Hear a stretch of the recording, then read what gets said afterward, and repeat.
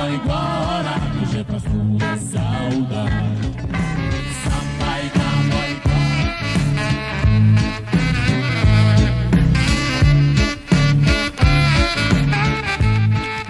Вот, ну, мне кажется, уже у нас все собрались, поэтому я с удовольствием сейчас передам слово Александру Арамовичу. Ну и последний момент, то, что сегодня мы вот с Александром Арамовичем разговаривали, он расскажет через призму личного опыта и своего, собственно, большого жизненного пути, расскажет о том, что такое современное бурятское, ну, что такое, во-первых, бурят-зурык, можем ли мы вообще оперировать таким понятием, да, вот, ну, вот мы, во всяком случае, в наших внутренних обсуждениях пытались это вычленить и поняли, что бурят-зурык, к нему можно подходить с разных сторон, ну, вот и сегодня мы подойдем, видимо, с точки зрения буддийского взгляда, поэтому я с удовольствием передаю микрофон Александру Арамовичу.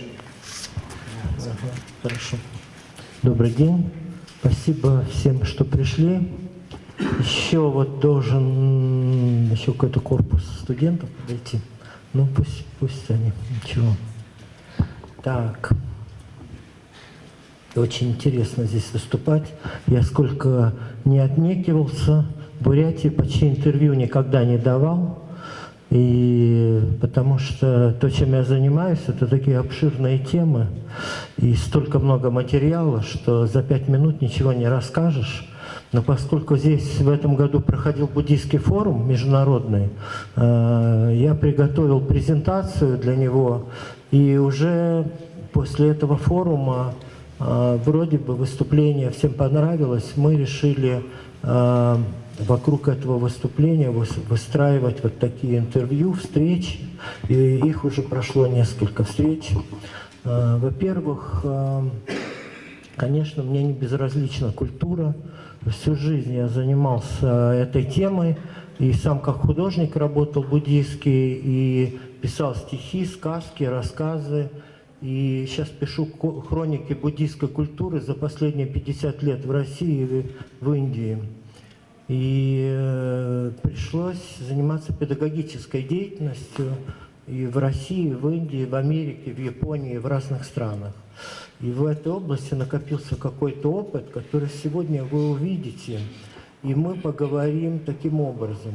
Поскольку здесь находятся ребята вот из хореографического колледжа, и может быть кто-то, кто не очень хорошо знает, что такое буддизм, буддийское искусство, я сделаю немножко маленькое вступление на 10 минут. После этого сделаю основную презентацию, и после этого мы поговорим о бурятском традиционном искусстве бурят-зурак. И как это, я скажу, как я это воспринимаю. И у нас будет свободный микрофон на полчаса, как пресс-конференция. Вы можете задать любые вопросы, и мы поговорим на эти темы, обсудим. Я хочу вам представить мою ученицу Анастасию Бугатову, которая будет помогать мне здесь. Вот. Очень рад здесь видеть Джамсо Раднаева, это мой любимый в Бурятии художник, здесь находится. Вот. Очень я рад, что сегодня пришел вот мастер, который занимается резьбой по дереву, буддийской, тоже очень здорово. Заведующий кафедрой декоративно-прикладного искусства, Институт культуры. У нас Селима Дылгыровна, это колледж искусств. Вот. И остальные уважаемые люди, вот, которые разбираются в этих всех темах. Ну, начнем, давайте, знаете, с того, что вернемся мы в Индию. И начинаем все с Индии. Значит, для тех, кто не знает, где-то в середине VI века в Капилавасту, в семье царя рода Шаки родился Сиддхарта Гаутама, будущий Будда. Этот мальчик получил очень хорошее образование, брамины самое лучшее обучали его ведической культуре, он занимался спортом, был очень умный, развитый человек. И где-то к 29 годам он стал задумываться о том, что все-таки, несмотря на такую шикарную жизнь в дворце, он стал свидетелем того, что люди болеют, страдают, умирают.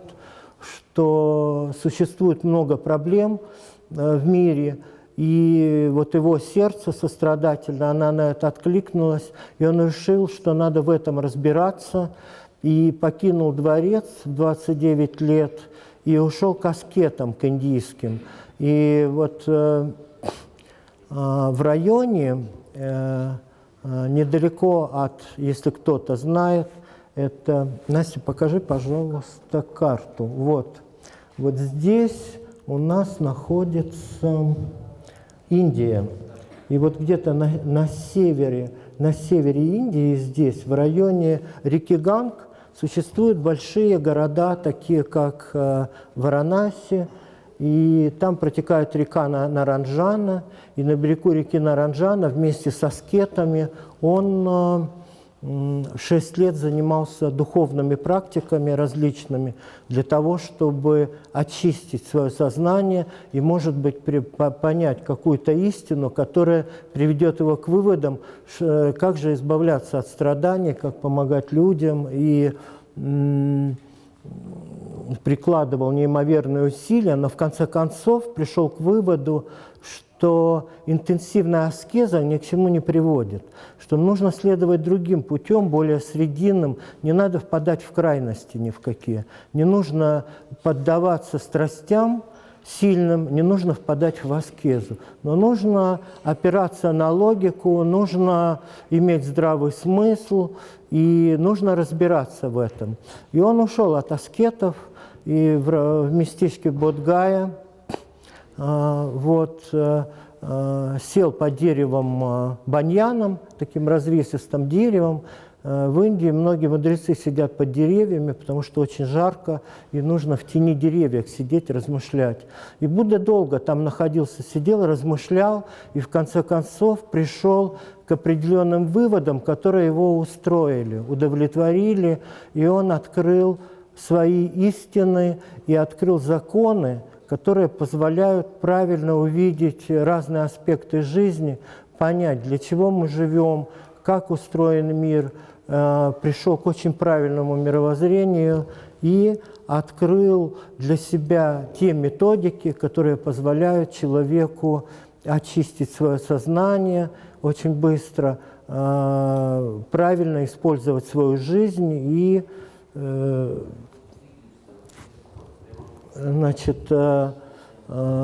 все эти открытия, которые в конечном итоге назвали просветлением, в общем, удовлетворили его. После этого, через какое-то время, он отправился в Сарнатх. Сарнатх находится где-то в 4 часах езды от Бодгаи. И, что это такое Сарнатх? Сарнатх – это городок в пригороде большого торгового города Варанаси. Это примерно вот как раньше, рядом с Москвой были леса, где Сергий Родонежский занимался духовными занятиями, и постепенно там возникла Сергиевская лавра. Да? Вот то же самое Сарнатх пригород, где были леса, и где многие святые люди занимались духовными практиками в этих лесах. Царь города Варанаси, процветающего, запретил убивать там животных, оленей, и там развелось очень много пятнистых оленей. И это место назвали Оленей парк или Ришипатана, место, где собираются святые риши, отшельники. И Будда решил проверить свои открытия, отправился в Ришипатану, в Сарнатх, и там, обсуждая свои открытия с мудрецами, пришел к выводу, что его умозрения были правильные. И многие святые люди, которые время там находились, они одобрили то, чем те его открытия, поддержали его, и его слава начала распространяться. Отсюда, с Сарнатха, с Оленьего парка, начинается буддийское учение, которое потом прошествовало на протяжении 2500 лет по всей Азии. Мы знаем, что Юго-Восточную Азию все захватило. И нас в данном случае будет интересовать север, северные регионы и Дальний Восток, и как это буддийское учение распространялось, а вместе с ним, как распространялось искусство в этих регионах. Вот такое маленькое начало. Что же Будда открыл? Во-первых, в двух словах я об этом расскажу, потому что искусство буддийское, так же, как и другое религиозное искусство, это иллюстрация дхармы, это иллюстрация этого учения. И поэтому многие аспекты, с которыми мы будем сталкиваться в искусстве, они своими корнями уходят в те открытия, которые представил миру Будда. Он открыл 4 благородные истины. Это то, что в мире существует страдания, есть причина, есть путь избавления от страданий и другие аспекты 4 благородных истин. Он открыл, что в мире все взаимосвязано. Весь мир бесконечный, взаимосвязан, и все в нем меняется каждое мгновение.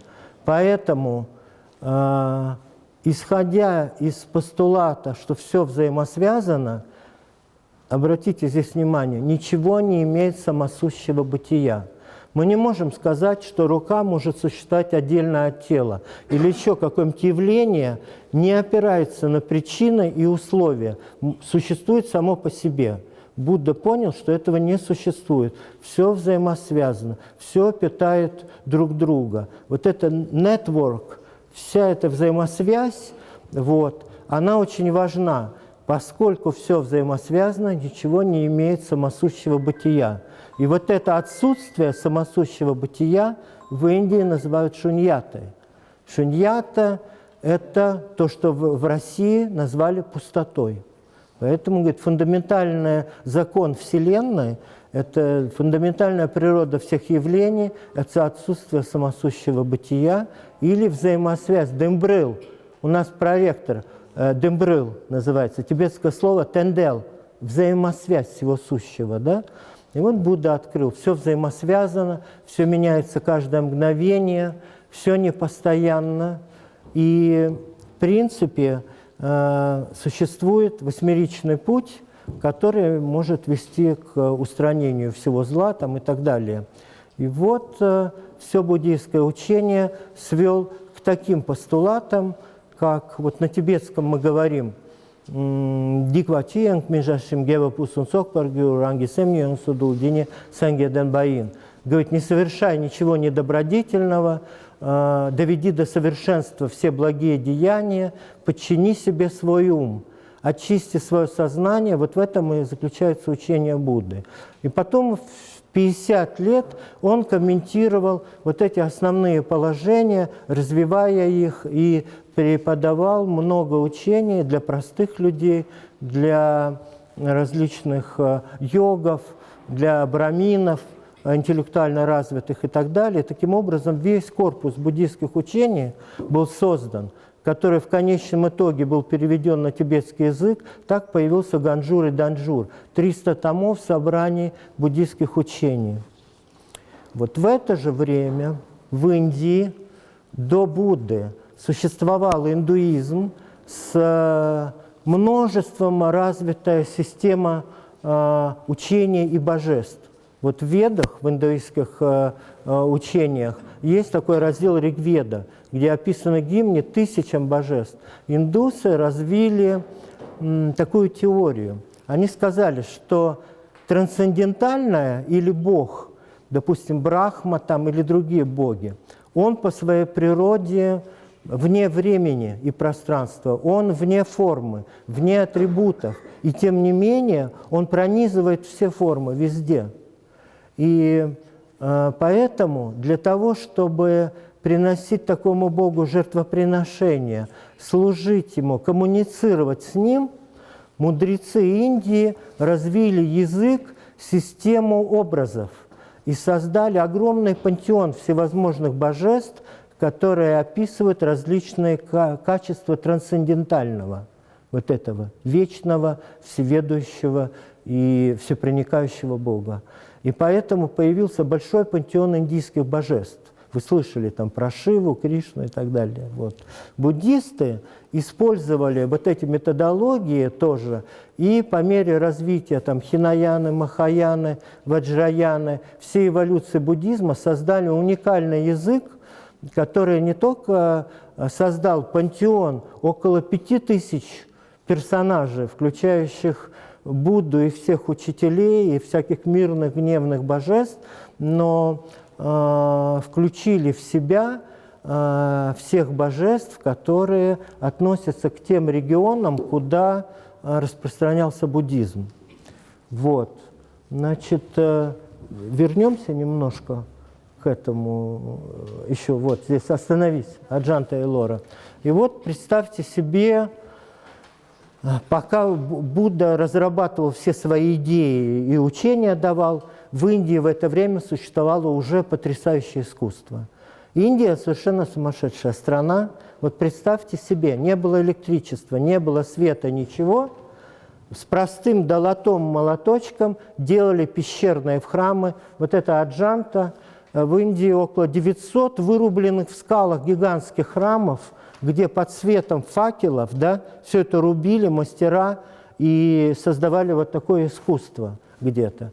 Когда появились буддийские учения, естественно, многие, и стало популярным, многие мастера обратились к этим темам, и школы очень распространились по всей Индии. Настя, следующий слайд. Вот. И вот в Центральной Индии была большая школа около Варанаси, Мадхура. Потом на северо-западе, там, где сейчас Афганистан, Пакистан, были огромные школы буддийские. Оттуда буддизм с искусством пошел в районе Кашмира, пошел по Центральной Азии, в Китай в III веке, потом в Корею и в Японию. А также на юге Индии, Андхра-Прадеш, тоже большие. И вот вся Индия, ремесленники, мастера были вовлечены в производство скульптуры, живописи и других аспектов искусства. Значит, существует два вида изучения истории искусства. Один традиционный, когда в буддийских источниках, текстах описано, как во времена Будды были созданы разные скульптуры и была создана живопись. А второй научный, когда берутся артефакты, археологические находки, и методами карбон-14 современными исследуется и дается датировка. И вот ученые говорят, что пока нету объектов, которые бы датировались ранее, чем там 1-2 век нашей эры, согласно карбон-14. Но буддисты считают, согласно твоим традициям, что во времена Будды уже было создано живописное произведение и скульптурное. Вот. Теперь, значит, мы что можем сказать? Что из Индии буддийское искусство, оно пошло непосредственно в Тибет, где-то с VII века. Потом через Непал пошло опять в Тибет. Через Кашмир пошло, через Центральную Азию, через Китай. И таким образом постепенно, как в чашу, слились влияния разных культур всей Центральной Азии и сохранились. В силу географических условий, то, что Тибет огорожен Гималаями и пустынями, и мало было контактов другого толка, то вот эти культурные влияния привели к такому симбиозу совершенно уникальному, когда в одной стране собрались лучшие художественные достижения вот этих всех стран, гигантского региона. И вот что у нас получается, значит, начиная с VII по XIII век, все эти влияния накапливались, и потом, давай дальше, и потом существовало, несколько видов такого искусства. Значит, были иллюстрации книг. Первые книги буддийские писали на пальмовых листьях и иллюстрировали. Были настенные росписи в монастырях. Вот у нас, например, в Дацаны делают из дерева, и поэтому на стенах не пишут. Но в Тибете делали из камня и делали настенные росписи. И третье – это были иллюстрации буддийского учения в виде танок. Танки, о которых я вот буду рассказывать, собственно, это свитки. Тибетское слово «тан» означает «сворачивать». «Ка» образует существительное, «тан-ка» – то, что можно свернуть. Это свиток, на котором есть священное изображение какое-нибудь. Вот у нас есть корейские, китайские свитки на бумаге. Да? Тибет заимствовал традицию из Индии. В Индии все религиозное искусство делали на хлопки на ткани, которую можно было расписать, сворачивать в рулончики, разворачивать, вешать и так далее. Китайцы использовали шелк, бумагу, индусы использовали хлопчатобумажную ткань, и тибетцы это заимствовали. И стали делать на хлопке такие свитки, знамена, которые вот и называли танка. Их вывешивали в храмах большого размера, небольшого размера, вот такого, вывешивали вокруг домашних алтарей. И вот, значит, вот эти школы с танками, значит, собрав все влияния разных стран, Тибет стал развивать различные школы вот этой живописи танка. Очень большие школы существовали в Восточном Тибете, там Дерге-Лавран, вот, и в районе Лхасы, в районе Амдо, в разных территориях. Вот.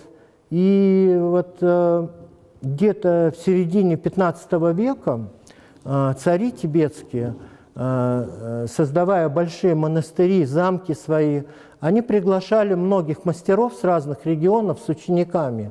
И вот целые гильдии работали над проектами такими. И вот был один проект, называется Гянце Кумбум. Это такая ступа гигантская в Центральном Тибете. Внутри стены расписаны всеми божествами того буддийского толка, который был представлен в Тибете. Это Махаяна и Ваджраяна. И там множество божеств всех видов тантры там были представлены. И над этим проектом работали где-то 14 мастеров вместе с учениками, много народу, больше 10 лет. И вот, значит, из Непала был один мастер с учениками, знаменитый очень, вот, который был одним из главных в этом проекте, и у него был один ученик.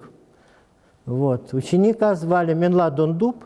Он сам был тибетец, но отучился в стиле непальской живописи. Покажи этот стиль. Непальский, да, вот этот. Вот такой был стиль, двухмерный такой.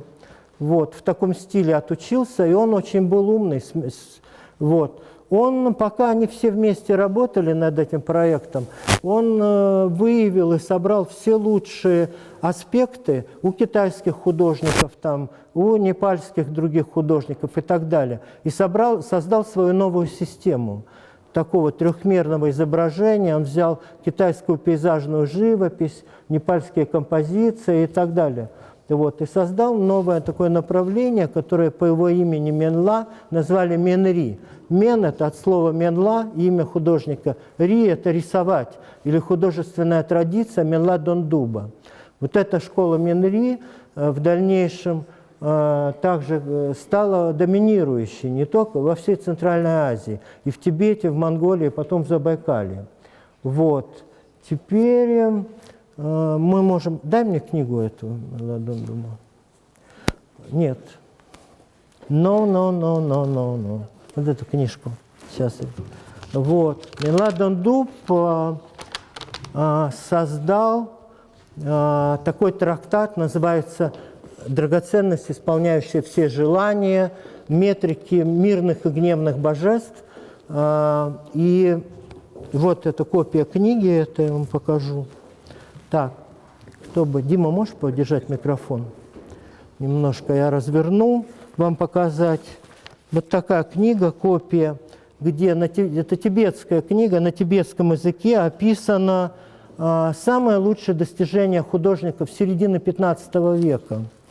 Вот. И здесь описаны эстетические все представления, метрики божеств, в общем, все, что должны знать профессиональные иконописцы, и собрано все самое лучшее. Вот. И трактат Менла Дондуба, очень знаменитый вот этот трактат. У нас есть и другие разные маленькие такие трактаты, которыми пользуются художники, но вот этот трактат, он основной трактат, и наша школа, которая потом захватила весь Тибет во всяких вариантах, а также Монголию и Забайкалье, он восходит к этому человеку и вот к этому произведению и ко всем разработкам, которые он сделал. Теперь, что можно сказать? В это время в Тибете существовали такие порядки. Вот, допустим, у нас есть Салбон Легденов, мастер, и вокруг него собираются ученики. У него есть свой дом, ученики живут или рядом, или прямо с ним вместе. Вместе питаются, вместе работают. Летом выезжают восстанавливать монастыри в поле, в экспедиции. Зимой делают танки, которые будут в монастырях вывешены, и заучивают вот такие тексты наизусть и помогают учителю по хозяйству. Все, уборкой занимаются, готовкой пищи, там, всеми вопросами. И это такая община живет. Учитель со своими учениками, шаби, как буряты говорят, да? Вот такие. Из таких учителей собирались гильдии определенные. Вот, например, в Лхасе была гильдия, там где-то 15 мастеров вместе с учениками собирались. Чтобы работать в Центральном Тибете, нужно было получить разрешение от такой гильдии. Собрание мастеров решало, можешь ты работать, достаточно ли ты хороший мастер, чтобы представлять это искусство в столице или в Центральном Тибете? Достаточно ли твои этические качества соответствуют тем принципам, которые должен быть иконописец, да? Бакша, там, учитель и так далее? Если да, то тебе давали разрешение, и ты мог работать в Лхасе над разными проектами. Значит, администрация Далай-ламы, администрация тибетского правительства следила за всеми монастырями, и такой гильдии давала заказы, давала финансирование, давала материалы. И, допустим, глава гильдии назначал, говорит, вот ты и ты с учениками будете восстанавливать 2 этих монастыря, а вы будете вот этот восстанавливать и так далее. И таким образом велась работа. Конечно, существовали отдельные в монастырях больших монахи, у которых старые ламы, у которых молодые монахи тоже учились. И вот эта передача знаний шла из поколения в поколение вот так. Значит, то же самое происходило в Монголии и у нас в Забайкалье. Вот эта фотография одного из мастеров в Нарбулинке, это летняя резиденция Далай-ламы. Вот. Его потомки до сих пор живы, у нас в Dharamsala преподавали, и сын сейчас преподает, и внук его преподает, и у них линия без остановки идет с 16 века от отца к сыну. Хотя в основном мастера были монахи. Гелонги, которые принимали все обеты и в монастырях свое искусство продолжали. Теперь, что у нас? Ну, вот эта фотография в Бурятии, художник работает. У нас в Тамчинском Дацане, Гусиноозерском, Ванинском, Вагинском, во многих монастырях, где было около 700 тысяч лам, всегда были художники-мастера, резчики, чеканщики. И особенно там, где были типографии, всегда вырезались эти бары, с которых ксилографическим способом тоже печатали всякие изображения. Вот. Теперь, что еще у нас там? Ну вот Агинский Дацан, вот такие. Ну вот немножко про себя. Вот я в 1978 году я приехал в Бурятию. Мне сколько там было? 20 лет. Я в Прибалтике начинал заниматься живописью. Отец был военный где-то с 14 лет. И работал в Прибалтике, занимался, читал литературу и всем, как вся молодежь, увлекался всем. Потом уехал в Москву открывать Америку. Стал изучать тибетский санскрит, заинтересовался археологией и искусством, и поработал в Питере и поехал в Туву и в Бурятию в экспедиции. Проведя экспедицию в Туве археологическую, приехал посмотреть Бурятию и встретился со своим учителем вот Джимбажем Цоцибенов. Он жил в курорте Дарасун после лагерей, после работы в научном центре здесь, в Улан-Удэ, в Юмбите, на пенсии был. И вот мне повезло, он хороший был лама, образованный, медик, МЧ-лама, и знал искусство тоже. Учился в Монголии, у монгольских китайских иконописцев, хорошо разбирался, и я с ним стал заниматься. Вот, получил такое общее образование по тибетскому языку, литературе, по живописи. Мы в основном делали копии, такой систематической учебы, как в школах, не было. Вот. И, значит, вот такие танки рисовали. Вот моя одна из первых работ «Дымчик». Это темпера и ПВА я делал, он в Агинском Дацане висят еще, ничего не распалось, большие картины. Жимба был очень жесткий человек, он говорит, сделаешь для меня такую копию? Я говорю, я не умею. Он говорит, меня не интересует, умеешь ты или нет. Говорит, хочешь меня еще раз увидеть, привезешь точную копию. Я говорю, ну хоть что-то скажите, как делать. Ничего, говорит, не скажу, привезешь точную копию. И дает вот тибетские книги, такие вот ном. Говорит, это выучишь наизусть, это выучишь наизусть. Приедешь, сдашь экзамен, привезешь картину, сделаешь что. И было очень жесткое отношение, бурятские старики заставляли делать быстро и на 5, иначе и никаких разговоров. Вот. Когда ты этим будешь заниматься, непонятно. И все время ты занимался хозяйством. Я жил в деревне бурятской. Приходилось в 6 вставать и пасти коров, убирать говно из стайки, готовить еду. И для западного человека это был не смех, это была ломка психологии такая, когда ты приезжаешь, западный человек в Бурятии, и выпендриваешься.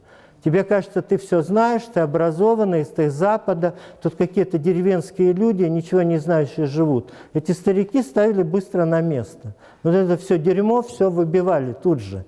Очень жестко, вот так. И так мы провели где-то больше 10 лет с ним. Вот. И, ну, я принял буддизм, принял прибежище и стал буддистом. И в это время приезжал Бакула Ринпоче, святой человек, нам повезло. Он в Монголии вместе с Хамбуламой Гамбоевым организовали конференцию «Буддисты за мир». И он ездил через Россию в Монголию и тайно учил здесь лам.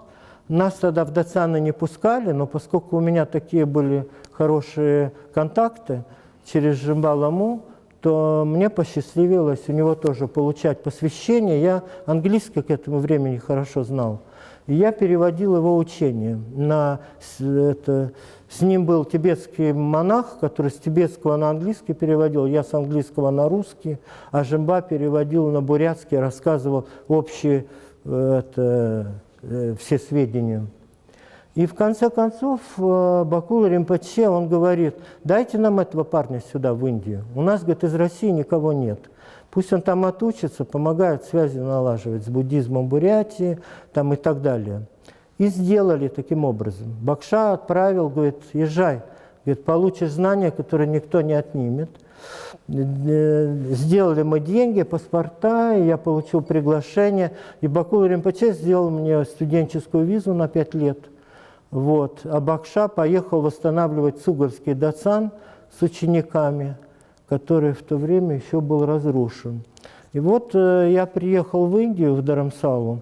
В это время там были несколько художественных школ. Одна базировалась при библиотеке тибетских трудов и архивов. Это был культурный центр Далай-ламы. Когда они эмигрировали из Тибета, они вывезли кучу очень ценных документов из Тибета. И в этом центре поместили. Здесь были классы по тибетскому языку, по философии, по культуре. Великолепная библиотека тибетских манускриптов, англоязычных манускриптов. В общем, разные классы. И в частности, была школа по живописи, танка и по резьбе по дереву. Резчики работали. Вот. И, значит, мне дали маленькую комнату, и я поступил в эту школу, и к мастеру Сангей Ше у нас преподавал из Восточного Тибета. Он был личный художник Далай-ламы, и ему дали возглавить такую школу, чтобы сохранить эту традицию живописи. Вот это называлось старая школа Менри, вот эта традиция. Сангей Ше монах он был. Вот, по-русски не говорил, естественно, по-английски тоже, только по-тибетски. Хорошо, я уже тибетский немного знал, и интенсивно пришлось заниматься языком тибетским, английским, хинди, учиться, работать, зарабатывать на жизнь, на что-то жить. Мне дали маленькую стипендию, вот, ну и так далее. В это же время Регзин Пелджора открыл школу, там был такой хандикрафт-центр, центр народного творчества. Вот на той фотографии в Нарбулинке был его отец, молодой. Вот, он продолжил, приехал из Лхасы, у него своя была школа, еще одна была школа для детей Гималайского региона и так далее. Разные школы такие были. И вот примерно процесс обучения какой был, вот у нас в Санге-Еши. Вот. Значит, изучали 2 года рисунок, вот для художников, 3 года живопись. Параллельно с рисунком нам нужно было изучать что? Нужно тибетский английский язык знать, и вот я вам потом покажу книги, вы поймете почему. Потому что на тибетском все было связано с буддизмом, с канонами, с пропорциями, с природой божеств, символизмом. Все только на тибетском читали. На английском каталоги с лучших музеев иностранных, где были описана история. Это история искусства, по английским книгам изучали и так далее. Вот. В это же время, сейчас подожди, в это же время была построена Академия искусств Нарбулинка рядом с Dharamsala. И там представлены все ремесла. Вот в частности, девочки, видите, какие танки делают. Это аппликационные из ткани. Ткани этих танки огромные, которые на стенах вывешивают. Тоже все были представлены факультеты. Вот в нашей школе рисунок 2 года, 3 года живопись. Параллельно изучаем историю буддизма, историю искусства, технологии, различные материалы. Потом специальную литературу, связанную с иконометрией, иконографией. Иконометрия – это пропорции. Все персонажи должны иметь определенные пропорции. Вот вы можете себе проверить, вот рука наша, вот здесь находится ваших на ладони 7 пальцев, здесь 5, 12 пальцев. И это расстояние отсюда до линии волос у каждого человека. Вот так здесь. И все измеряется вашим собственным пальцем. Вот если меня рисовать, точка измерения не сантиметр, метр, как у нас, а есть специальная система, как высчитывается ширина моего пальца, и этим пальцем вся система пропорций строится по моей фигуре и так далее.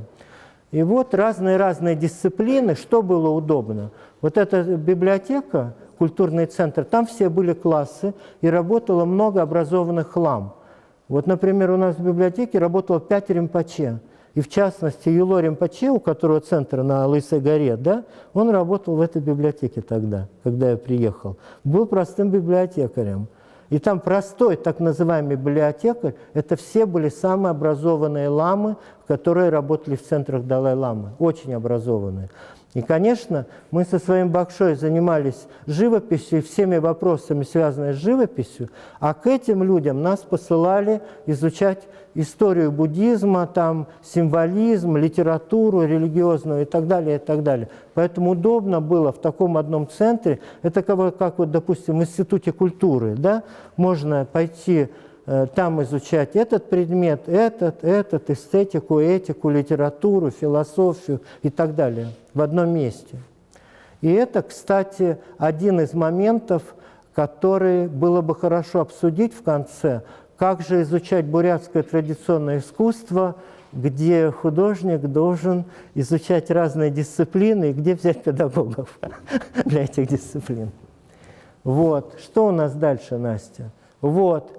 В это время, когда я ехал учиться в Москве, я познакомился с монгольским художником Пурыбатом. Он там был с Хамбуламой Чойжамсом на собрании в Москве. Он говорит: ты куда едешь?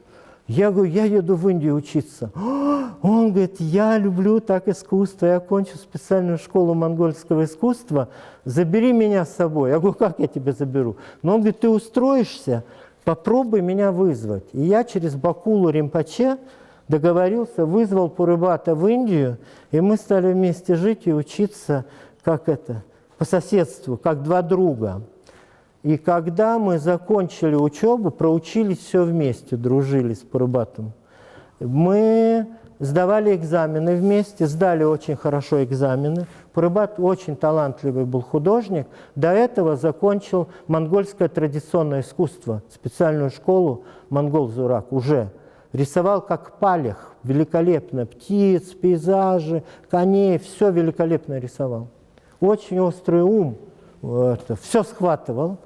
Вот. И как хитрый монгол собрал все материалы, самые редкие книги, архивы, все собрал, чтобы увезти в Монголию и восстанавливать там монгольское традиционное искусство.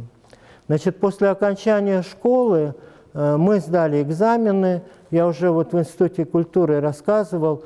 Есть на экзаменах 100-бальная система.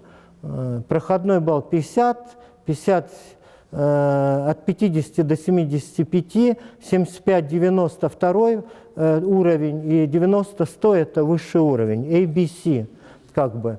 И как оценивают? Время танки рисовать нету на экзаменах.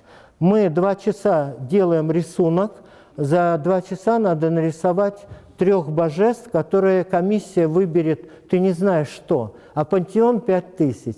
Вот представьте себе, в разные категории входят разные персонажи. Допустим, есть категория Будды. Если ты знаешь пропорции Будды Шакьямуни, то ты можешь всех остальных Будд нарисовать.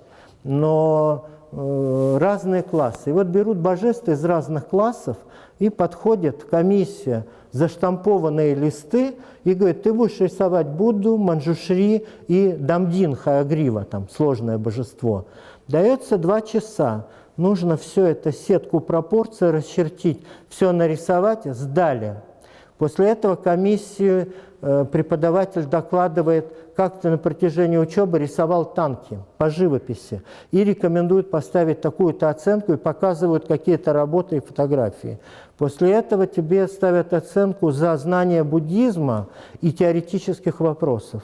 После этого за поведение. Нравственность у иконописцев должна быть соответствовать определенным обетам и предписаниям тоже там, да.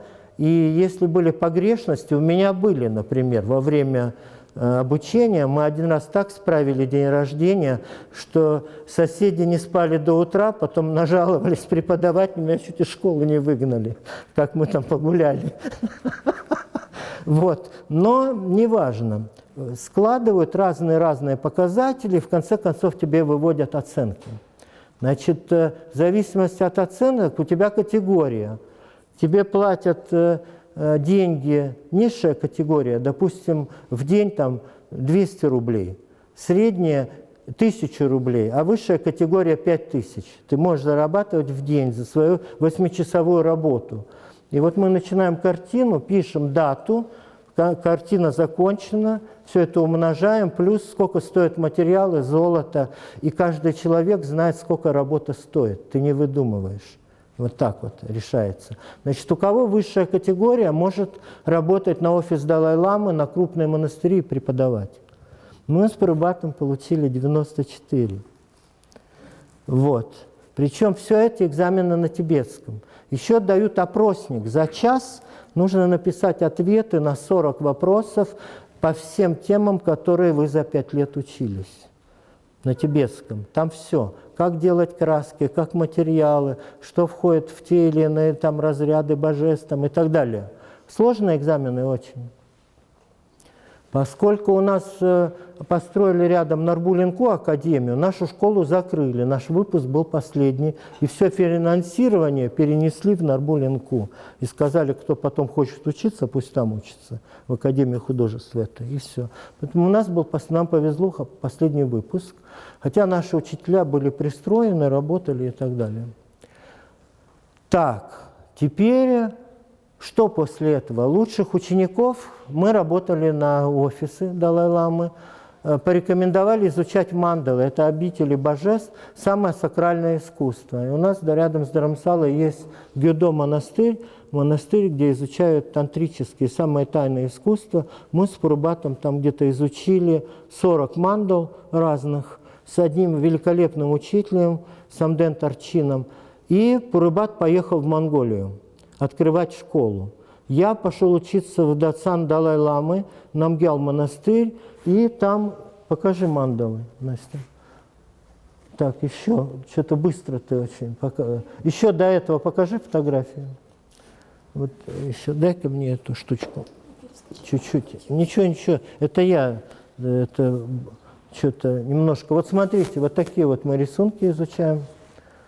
Такие вот рисуночки изучаем. Вот. Так, вот эти рисунки. Кстати, Настя сейчас идет полностью по этой программе и уже занимается 2 года без остановки. Я бы уже давно бросил. И сейчас все продолжает, еще не закончила. У нее получается рисунок почти 3 года. Но она институт культуры заканчивала. Вот такие школы. Вот Сангей Шей рисует. Это мой ученик из Калмыкии, Эрдени Немгиров. Я его тоже отдал Сангей Шей. Вот еще мастер Жамьян. Тоже там я с ним занимался, великолепный с учеником. Вот такие танки. Я так выглядел, рисовали. Это моя выпускная работа практически во Франции, в буддийском центре Белая Тара. Это большие работы мы рисовали. Вот. Это мандалы, вот такие мы изучали в Гюду монастыре. И в монастыре Далай-ламы я изучал те мандалы, которые нужно уметь делать, когда Далай-лама дает посвящение. Монахи делают песочные мандалы, которые используются для посвящения. И в частности, есть такой Дунхарман, посвящение Калачакры, и изучается мандала Калачакры. Там в одну мандалу 4 мандалы собраны. Мандала просветленного тела, речи, ума и великого блаженства. В общем, все там собрано. И мне дали преподавателя, я у него жил дома, читал литературу и рисовал при нем, чтобы все было точно. Писал конспекты. И вот эту мандалу изучали год почти по сопутствующей литературе. На этом обучение мое формально было закончено. Я все время сидел в библиотеке, читал литературу на тибетском, английском по истории искусства, символизму. И когда Пурабат уехал в Монголию открывать, меня пригласили в Тибетский университет преподавать. Я, честно говоря, в это время уже настолько устал учиться, что хотел поехать в затворничество. Договорился с Бакулой Римпоче в Ладаке, в пещере, закрыться на 3 года рядом с его монастырем. Он говорит, я тебе дам хорошего геше, чтобы он тебя вел, и будешь там изучать литературу, заниматься медитацией. И вот есть такой 3-летний ретрит, я хотел уйти. Вот. Но не тут-то было. Есть в Индии единственный тибетский университет высшего тибетского обучения, который Далай-лама открыл Джавахарлалом Неру. Вот. И они хотели открыть факультет классического тибетского искусства, а художников не было. И вот они собрали всех художников и давай размышлять. Вот, говорит, тибетские художники, у них нет западного образования, а нам надо, чтобы Тибетский университет шел в ногу со временем, чтобы современное и традиционное соединить. Поэтому, говорит, мы предлагаем тебе преподавать. Я говорю, я не буду. Они говорят, нет, будешь. Я говорю, у вас есть учебная программа? Нет, говорит, ты напишешь. Я говорю, сквозь стать я буду писать. Это такая работа. Я никогда академическими этими вещами вообще не занимался. Вот. Нет, говорит, будешь. Директор университета, вот правая рука Далай-ламы, он говорит, мы тебя заставим. Такой университет, он рядом с Оленьим парком, в Сарнатхе, откуда буддизм начинался, построили буддийский университет. Вот. И вот что получилось. Мне дали год написать учебные программы на основании тибетской и английской, и вообще всей известной литературы.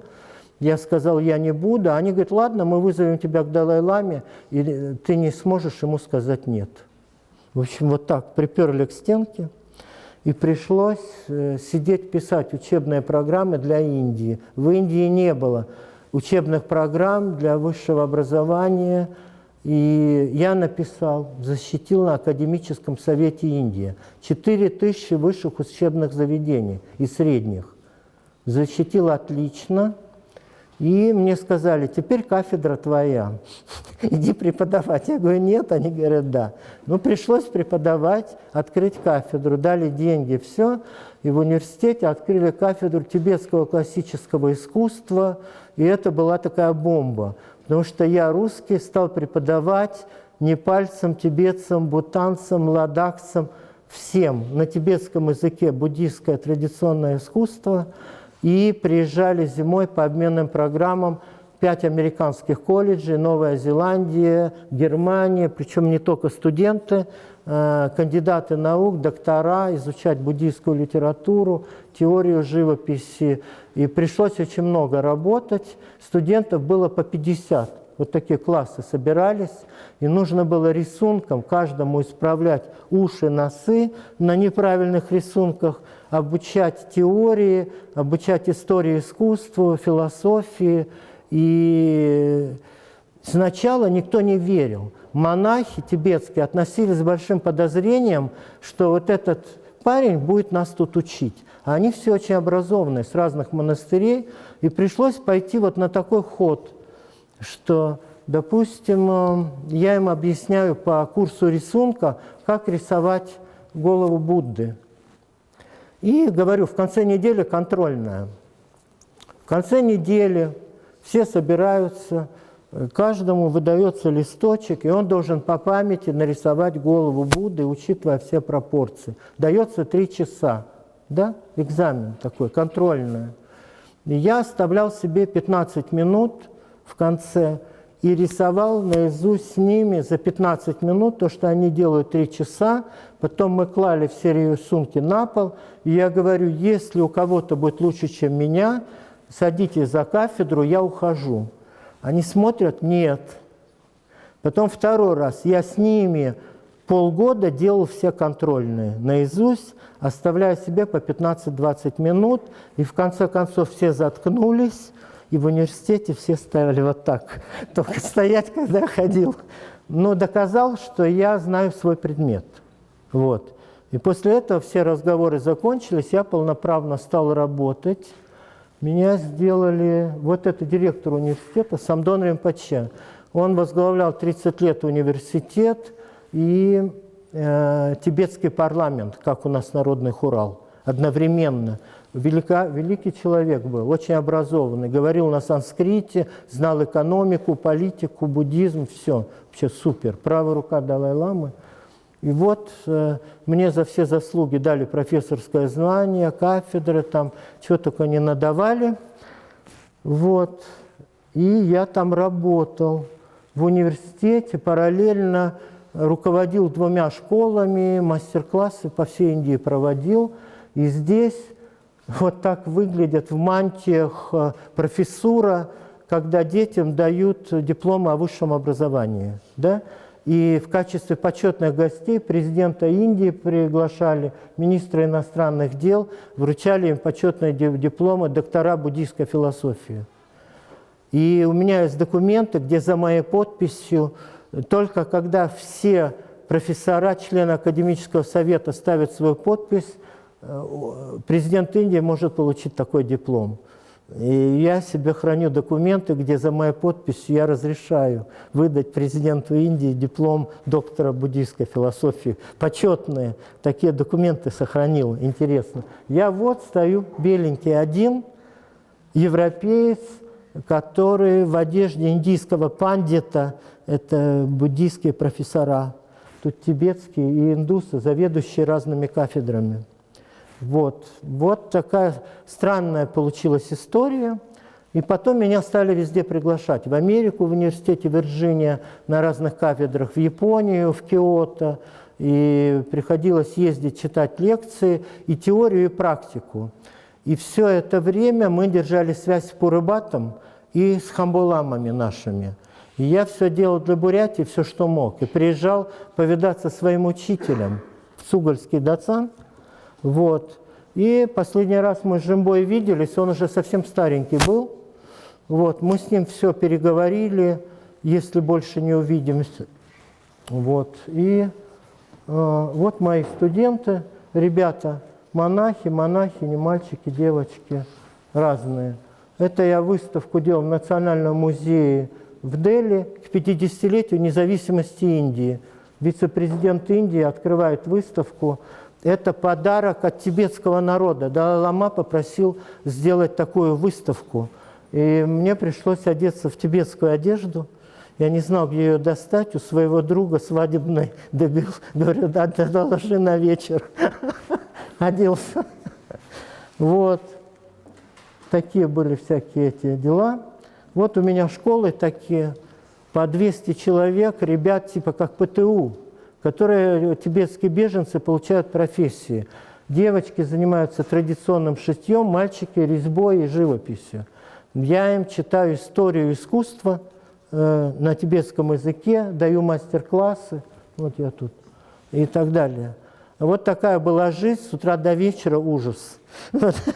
Саригма может представить, у тебя колледж, а у меня там 3 школы и университет.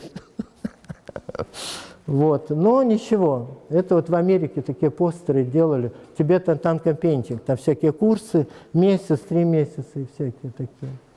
Потом, значит, я стал приезжать сюда работать и рисовать для всех дацанов, которые восстанавливались. Вот это для Тунки Каренский дацан Калачакра. Это я сейчас рисовал 4 большие картины, 1,80 на 1,30 м. Сейчас строится Цокшин-Дуган во Волге. Вот. Это охранитель 4 частей света. Вот. И, ну, в общем, приходилось на все дацаны у меня. Я сейчас тут главный художник в Санхе, и у нас более 40 дацанов, и все надо успевать тут рисовать. И я только застрял из-за пандемии, надо ехать в Индию и преподавать там. И пока я тут торчал, вот взял Настю учиться, и она со мной занимается, и мы уезжаем, я ее увожу в Индию, чтобы она там доучилась. И после этого Хамбол Ама разрешил, чтобы она со мной тут работала. Будет помощник, потому что я уже старый, очень тяжело все это работать. У меня были 2 операции на сердце, в общем, тоже тяжело. Вот. Настя очень хорошо помогает, в компьютерах разбирается. И я надеюсь, что для Бурятии я вот человека подготовлю. Я возил отсюда ребят в Индию, они проходили обучение, но оставались за границей. В большинстве своем. Да, и из Агинска ребята, отсюда и так далее. Вот. Что еще? Вот наша Санха. В этом дворце 4 моих работы висят, Этигиловском. Это вот Узонский дацан мы строили, там работы почти все мои. Вот так выглядели дацаны, Тамчинский дацан до революции. Ну вот у нас возрождение, мы почти все дацаны этнической Бурятии подняли. Вот, что еще? Ну вот. Вот одна из последних работ «Белая тара», которую мы с Настей делали. Это ее дипломная работа Института культуры. Сделали, и, значит, вот наш результат двухлетней работы. Хотя по программе она строго продолжает заниматься рисунком и теорией. Сейчас подтягивает английский, читает всю теорию на английском, и в Индии будем заниматься тибетским, мандалами и всем прочим. И я думаю, мы ей там дадим международный диплом в Индии еще по окончании всего этого дела. Теперь в это же время Пурыбат, как многие знаете, он в Гандане, в главном монастыре в Улан-Баторе, создал МИБА, Mongolian Institute of Buddhist Art, Монгольский институт буддийского искусства. Значит, брал одних парней из разных районов Монголии, обучил их, сделал преподавателями, и они преподают. Вот у нас в Волгинском дацане есть Чимит Бакша, который работает иконописцем, он учился у учеников Пурыбата уже. И Пурыбат, иди сюда, Пурыбат не только создал университет, построил монастырь, вот, ну, покажи вот поближе и разверни. Он создал энциклопедию монгольского искусства, 12 томов уже написал и планирует сделать 25 томов. Монгол-Зурак – это туда собрал все знания, которые нашел в Монголии и привез из Индии, из нашего обучения. И вот это тоже один из моментов, которые в Бурятии можно использовать для преподавания. Пурыбат очень в этом смысле лояльный человек, он может всеми материалами поделиться. Эти книги можно получить. У него есть монастырь Аглак от Кяхты 100 километров, где находятся все эти энциклопедии. Он с бригадой учеников делает. Да? Поэтому все это можно сюда привезти, адаптировать частями, перевести с помощью имбита с монгольского на бурятский и использовать в Институте культуры, в колледже искусств какие-то участки только для начала преподавания бурят-зурак, потому что монгольский, бурятский менталитет практически одни и те же. Но мы об этом чуть-чуть попозже поговорим еще. И, значит, Настя, иди сюда. Ирнаша. Ир. Это так. Теперь всегда задают вопросы, как же вы там учите, что это теоретические сказки. Положи эту книжку, дай материалы. И вот здесь несколько фотографий я добавил, как Настя учится. Это мы делаем холсты, вот эти. Пришиваем ткань к бамбуковым палочкам, растягиваем специальные составы мела, клея там, и так далее. Все это грунтуем. И вот здесь видео. Где ты, Настя? Включай видео свое. Покажи видео, как полируются холсты. Посмотрите. Вот для художников это интересно. Никто не видел, как по-настоящему холсты для танок делаются. Это загрунтованная хлопчатобумажная ткань. Там мел сверху, такой слой, полсантиметра с двух сторон. Смачивается. Вот так, очень увлажняется. Вот, допустим, у вас после вечеринки скатерть вся вареньем заляпана, и все засохло. Надо смочить немножко, да? Потом подтереть, и после этого идет полировка. И так с каждой стороны по 3-4 раза полируется. Вот она подчищает, и потом мы полируем камнями тяжелыми.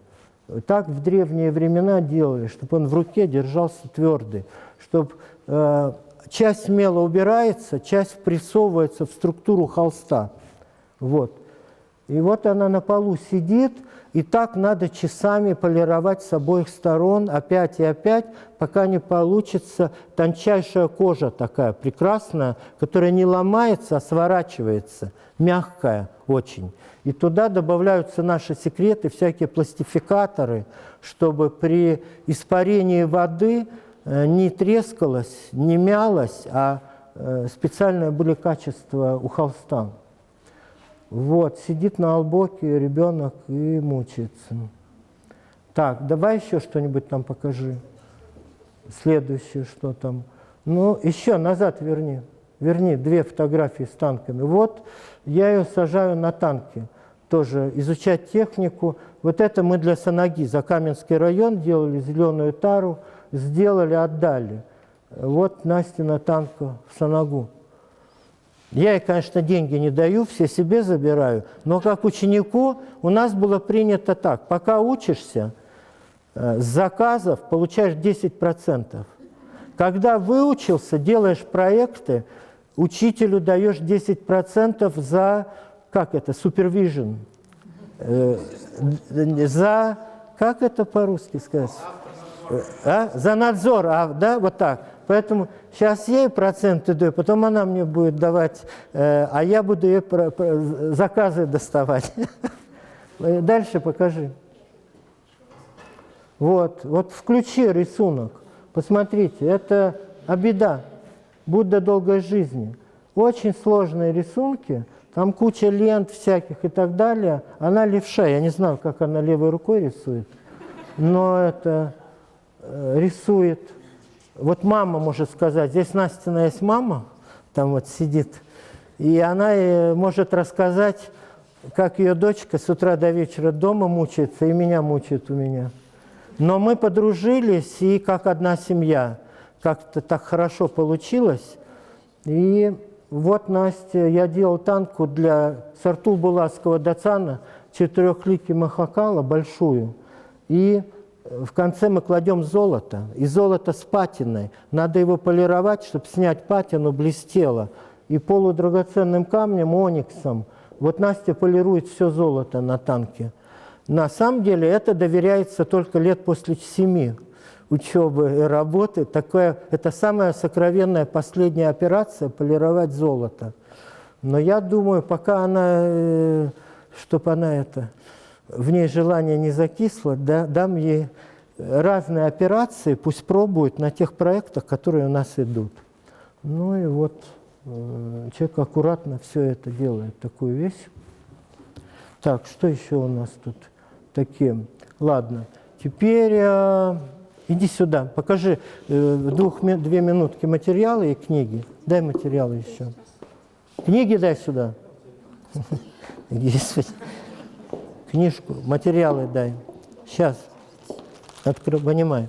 Вот смотрите, на английском языке. Для чего английский язык?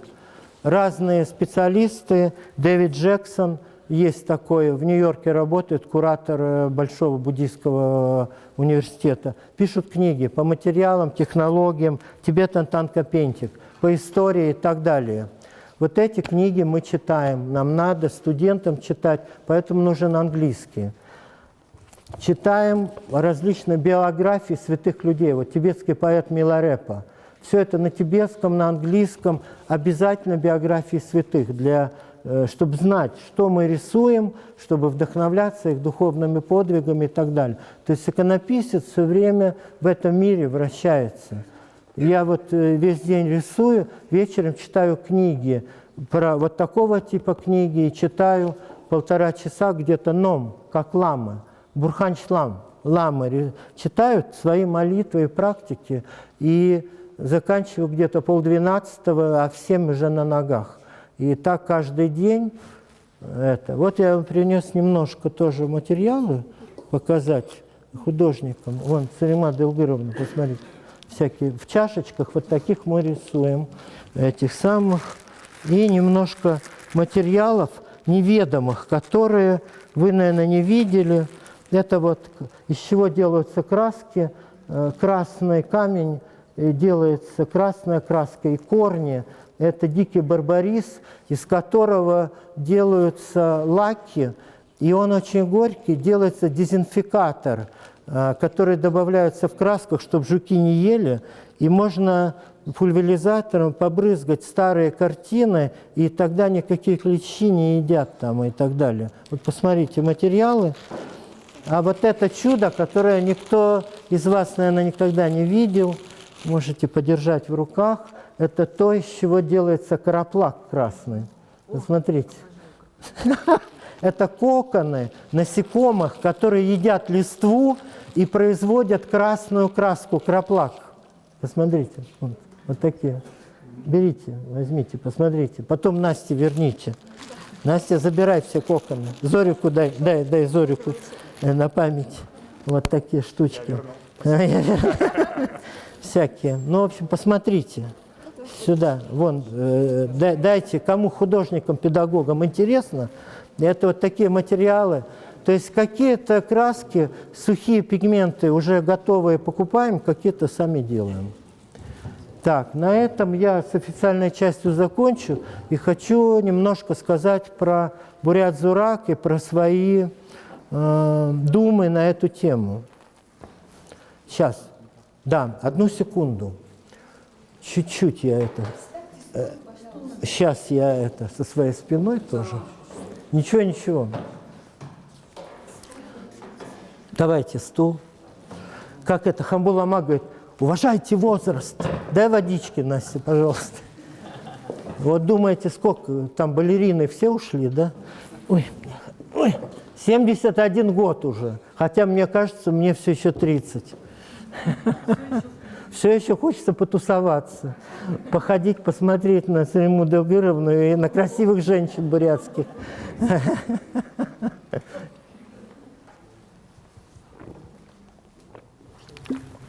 Иди сюда.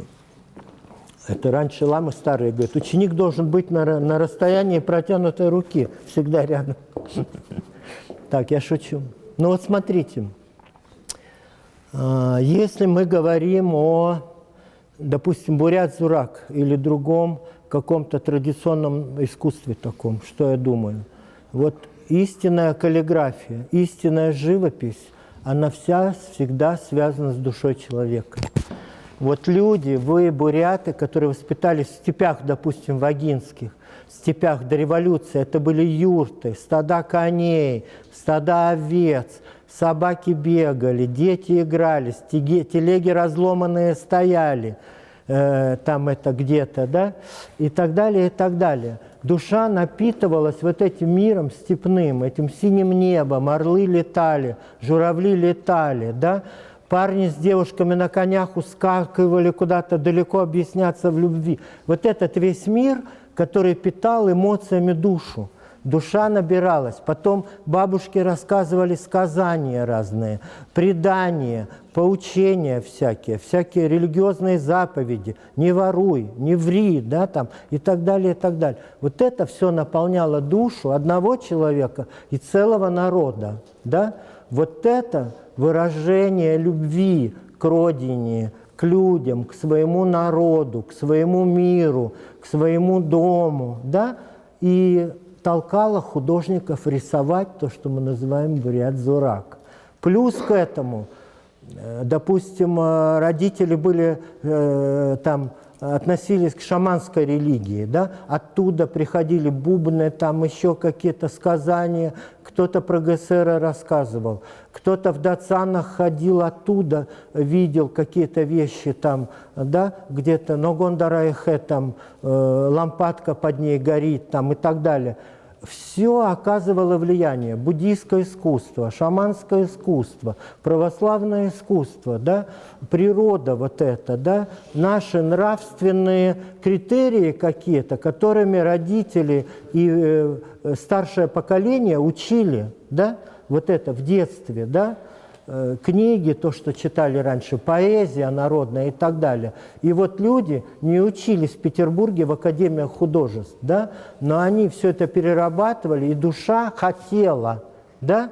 Вот вам хочется, вы в кого-то влюбились, высказаться, сказать ему, что ты его любишь, да, или спеть песню, или еще что-то. Люди выпили и песни поют, или идут бороться, бурятские парни. Ну-ка, говорят, пойдем за юрту выйдем, поборемся, да, или еще что-нибудь. Это внутреннее естественное движение. Этому научить невозможно. Это вот естественное, прекрасное выражение человеческой души. Но душа есть не у каждого человека. У народа есть, у человека не каждого. Душу надо заработать, воспитать. Как? Сознательным трудом, намеренным страданием. Просто с неба так ничего не падает. Да? Вот ты, допустим, за свою землю боролся, за свою мать, за своих детей, всю жизнь пахал сознательно, чтобы дать детям образование там, и так далее, и так далее. Вот это намеренное страдание очищает твою душу, формирует душу, формирует какие-то критерии такие. Да? Поэтому такой вот, это может пафосно звучить, но на самом деле сознательный труд, намеренное страдание. Ненамеренное страдание страдают только дураки, просто так. Вот он страдает и страдает, как осел, на котором возят кирпичи, там, допустим, да? Нормальный человек, здравомыслящий, нет. Ну и поэтому, мне кажется, для того, чтобы развивать бурят-зурак или бурятское традиционное искусство, в Бурятии есть все, и в Монголии. Монголия претерпевает в очень хорошем смысле настоящий подъем национализма. Это очень хорошо, я считаю. Они гордятся собой, гордятся своей историей, культурой, все это поднимают. Да? Это очень здорово. И мне кажется, вот в этом смысле буряты тоже так должны поступать. Вот. И это гордость, когда у вас есть прекрасные религии, прекрасные традиции, прекрасная история, герои. Вот представьте себе, сколько одних лам было образовано в Бурятии до революции. Возьмешь какой-нибудь Дацан, я не знаю, там, я вот поехал в Тунку, это самое, там строили Керенский Дацан, вдруг мне говорят, о, тут 700 лам работало. Из этих 700 лам где-то там 50 человек были, Гешел Харамба, уровень такой, как у Далай-ламы. Какие были врачи, педагоги. Центры учености были потрясающие совершенно, да? Вот. И представьте себе по всей Бурятии, что это такое было, да? Я в Хоринске, там был такой Гатавон Лама, выясняли, где он учился, говорит, в Игитуйском Дацане учился, там был такой Хабургай Лама, он, говорит, еще в 26-м году проводил калачакринское посвящение, на котором вся Бурятия собиралась. Это такое посвящение, как Далай-лама проводит, там по 100 тысяч людей собирается. А это делали в Игите. Рядом, вот здесь, на бурятской земле, такого уровня образования было у лам. Бурятские ламы такие. Поэтому большая здесь гордость за то, что люди на этой земле были такие образованные, культурные, вмещали в себе как лучшие достижения Центральной Азии. Что еще вам сказать? Примерно вот так. Я знаю, Дима меня сейчас хочет прогнать. Что-то еще, 2 слова я скажу, потому что вот про буддийское искусство очень сложно рассказывать. Это надо 5 дней. Я поэтому интервью не даю никогда. Я люблю говорить, но если говорить, это... Может, 5 лет, наверное? Да, или 5 лет. Вот что, для чего мы эти танки рисуем, что мы на них изображаем, вот, и так далее. Но я вам хочу сказать, танки имеют 3 уровня интерпретации. 3 уровня. Поэтому такой язык, который описывает и философию, и психологию, и физиологию, и там разные философские, психологические идеи. Сейчас квантовая физика, занимаясь квантовой механикой, приходит к таким умозрениям, которые описаны в сутрах Праджняпарамиты. Вот, например, я вчера слушал в интернете лекцию, там один физик говорит, вот здесь положение субатомной частицы, она находится тут, может находиться или тут, но есть суперпозиция, когда это состояние это может находиться в одном месте одновременно. Вот, допустим, Шрёдингера эксперимент. Есть живая кошка, а есть мертвая. А представьте ситуацию, где эти 2 состояния одновременно находятся. Вот в сутрах Праджняпарамиты, Парчин, описано множество совершенно положений, которые Будда со стороны своего просветленного ума, да, рассказывает людям об этих суперпозициях и о состояниях сознания, в которых можно любые варианты жизни рассматривать как вероятные и как действительные. И это сейчас только начинает изучать квантовая физика. Настоящие высшие достижения тех реалий, тех законов, по которым состоит наша жизнь. Да? А Будда и Нагарджуна давным-давно все это открыли, и в какой-нибудь книге Жадамба 8000 четверостишей описана вся теория квантовой физики. Вот представьте себе. И говорит, буддизм в этом смысле очень близок к современной науке. И Далай-лама ведет диалог с учеными со всего мира. Создали институт Life and Mind, сознание и жизнь. Поэтому сейчас очень интересное время, когда на благо человечества собираются лучшие научные и религиозные достижения и философов религиозных, и ученых для того, чтобы какие-то проблемы человеческие разрешать и улучшать нашу жизнь. Ну и вот в танках мы изображаем эти вещи различные. Как выглядит жизнь, какие законы, какими нравственными кодексами нам надо пользоваться. Каруной, состраданием ко всем живым существам, не насилие, ахимса, не насилие. И понимание пустотности, понимание реальности, как она есть. На абсолютном уровне, на относительном уровне и так далее. Различные. Поэтому это прекрасное искусство, которое совмещает красоту и знание. И я советую тем молодым людям, которые в будущем будут этим заниматься, обратите на это особенное внимание. Это особое великолепное достижение людей Центральной Азии сохранить и создать такое искусство. И его надо сохранять. Раз в Бурятии есть буддийская вера и такое искусство, надо это искусство сохранять. Настя, понятно? Вот. Что? Все? Хотел я еще маленькое, если Дима дашь 1 минутку. Ну ладно. Рассказать про бабушку свою, Ижи. У моего учителя жена была, Ижил Хамажаб Дашиева. Вот. Я однажды в деревню приезжаю, смотрю, бабушка сидит на бревне, читает, четки перебирает. Бабушки всегда были с четками. Я говорю, бабушка, ты что делаешь? Она говорит, мани читаю, в Диважин пойду. Я ничего не боюсь, век никто не живет. Бабушка так говорит. В 2 словах всю суть жизни рассказывает. Я говорю, какое Мани ты читаешь? О Мани Падме Хум, говорит, дурак. Читаю. Мани, сокращенно. Он говорит, она говорит, знаешь, что это такое, бабушка Хамажаб? Он говорит, Ом – это звук космический, это все Ом. Мани – это, говорит, сознание драгоценное, которое в нас есть, сознание Будды. Где это, там глубино. Падме – это лотос сердца. Это, говорит, сознание Будды, которое находится в сердце, в твоем. Хум так и есть. Поэтому, говорит, я читаю Мани Падме Хум, чтобы в моем сердце пробудилось это сознание и во всех живых существах везде, и принесло им счастье, и избавило от всех страданий. Мани, говорит, читаю, в Диважан пойду. Вот такая бабушка. Дала учение в 2 словах, и жил Хамажаб. Поэтому я вам всем советую, читайте Мани и будьте счастливы. Да.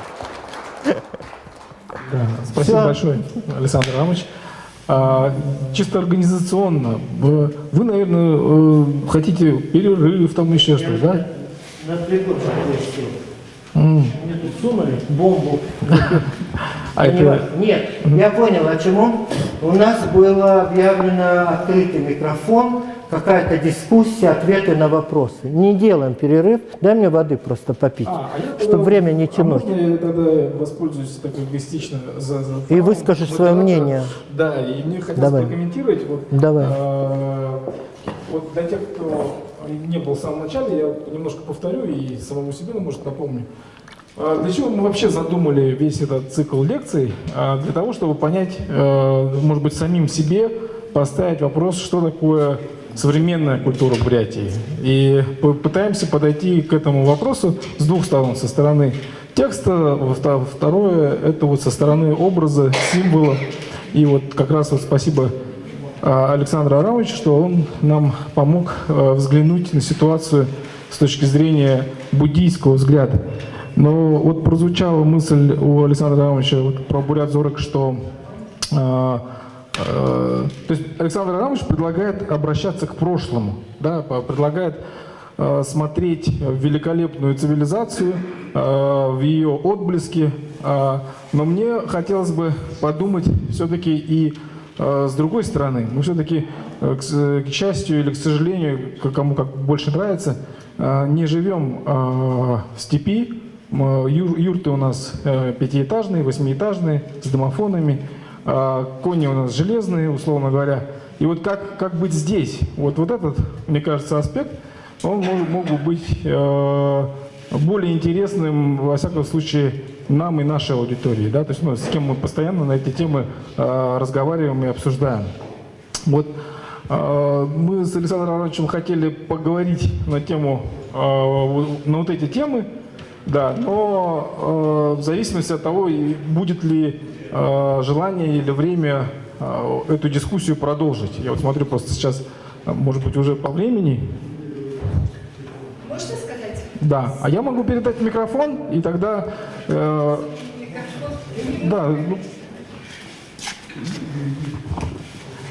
Я вот хочу обратить внимание на то, что просьба представляться еще. Да. Меня зовут Мадыгма Бедияева Дандарун, я профессор Института культуры. Значит, что я хочу сказать? Я хочу сказать большое спасибо Александру Арамовичу от имени всех бурят. Потому что на самом деле мы все должны были пройти вот именно тот трудный и интересный путь, который он описал. И, к сожалению, я не знаю, что, какие были. Ну, все знаете все эти условия объективные, которые не позволяют нам так внедряться, вникать в нашу культуру и так далее. И вот этот уникальный человек, благодаря ему, вы представляете, сколько было сохранено и как это все передается. Вот, Настя, тебе, значит, большая миссия, ты должна все это как-то сохранить и передать, а мы должны просто наслаждаться тем, что мы еще можем общаться с Александром Арамовичем, что можем слышать такие вещи. Это реально, это уникальные вещи, которые мы слышим. Никто вам никогда этого не расскажет, ни в одной книжке вы это не прочитаете. Это просто личный опыт человека, который, каким-то образом так получилось, что он прожил именно вот такую уникальную жизнь, и теперь нам с большой радостью, ничего не жалея, передает это, и мы должны это понимать. На самом деле на лекциях должны присутствовать, я не знаю, 1000 людей, наверное, и их надо как-то размножать, транслировать, ну и так далее. В общем, вы меня поняли. Спасибо вам. От имени всех бурят. Ну, мне кажется, с таким настроем у нас дискуссия, наверное, не будет продолжаться. Это все превратится больше в большой бесконечный список благодарностей, к которому я присоединяюсь тоже. Вот. Но все же, если есть вопрос о Бурят Зорок, отлично. Я бы, кстати, хотел попросить Жамсон, чтобы ты высказал свое мнение о Бурят Зорок. Это вот мой любимый художник здесь. Жамсон Ратнаев. Слово уступим? Да. Скажи пару слов. Ты, что можно говорить? Как действующий художник, бурятский. Да, отсюда, да. А я, Ну, я просто хочу иди сядь. первый раз такое слушаю, Александр, хотя очень давно. Не, пустые. Сядь под больными ногами. Сядь. Не буду. Мы знакомы, это прекрасный человек, собеседник, да, по любому вопросу наравне. И пиво пьем, и все такое. Но как, я вот сейчас послушаю, ну, настоящий, вот действительно уникальный человек. Ага. Несмотря на то, что он оротхун, русский человек, избрал такую буддийскую дорогу в своей жизни, и так этим живет, и его вообще жизнь, учеба, все это просто уникально, конечно, это. И бакша, и здоровья у него хватает, и, конечно, когда его раз на одном дыхании, мы же его сейчас слушали, да, прямо, никакого перерыва не надо. И действительно, мы видим перед нами большой человек, уникальный. Мы должны гордиться, что он с нами здесь живет, рядом. И настоящий профессор, глубочайшие знания его по этой части, да? Тут ничего, да, рот открыть мы не можем даже что-то там, вопрос задать не то, что мы. Поэтому я горжусь просто то, что у меня есть такой друг, и поэтому ему еще долгих лет. Что ты про Бурят Зорок думаешь? Ну, надо тебе, ты меня все приглашает в мастерскую, мне надо посмотреть, я потом скажу, сейчас я даже, Ты в любое время я так приходить. туманно знаю, я, конечно, живопись, но это же совсем другое дело. А так вот, это рисунок смотришь, это же, я не знаю, как это делается, мы же там буквально кисточки рисуем, да? А ты лучше не будешь так делать, да? Поэтому... тебе приду, он меня все время зовет там, на Барсоне.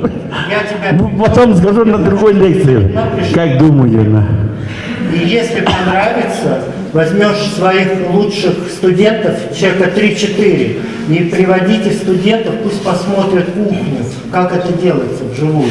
Раньше возглавлял Варком Джугаров, Дашиниман, да? Он молодец, ничего не боялся. Он ко мне весь Варк притаскивал. Приводил. 20 человек на полу сядет. Урыбат из Монголии привез целый автобус студентов. Они в моей квартире на полу везде сидели, смотрели, как делать холсты со всеми тайнами. Специальный автобус из Монголии ехал.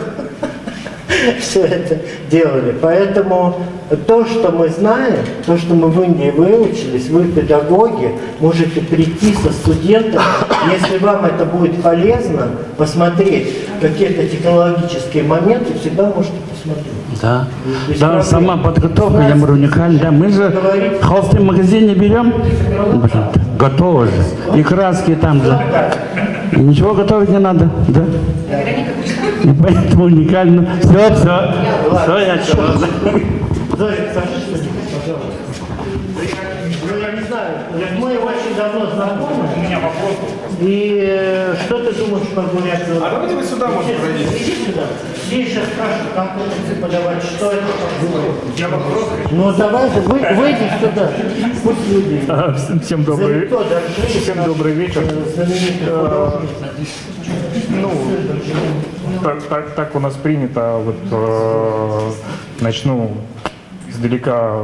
С Александром Арамовичем давно знакомы, и разные куски его истории, его жизни, его приключений, его учебы услышал в разных порядках. И только вот сегодня первый раз услышал это вот последовательно. И это все собралось в единую какую-то картину. Здорово, это очень интересно. А вопрос был, Женя, это два вопроса были очень важные. Один сугубо бытовой. Вы сказали, что ваша учеба была на отличном. Да. Она была сложной? Очень было сложно. Да вы сидите. Да, ничего. Ну, отлично, сложно. Вот представьте себе, я поехал учиться, у нас спонсоров не было. Да? А Китай в это время, да, как известно, да, он оказался на территории Тибета, и тибетцы к русским относились так, с подозрением, вот, мягко скажем. Поэтому приходилось очень сложно учиться. Представьте себе, одновременно ты учишь 3 языка. Одновременно учишь это искусство. Одновременно надо зарабатывать на жизнь.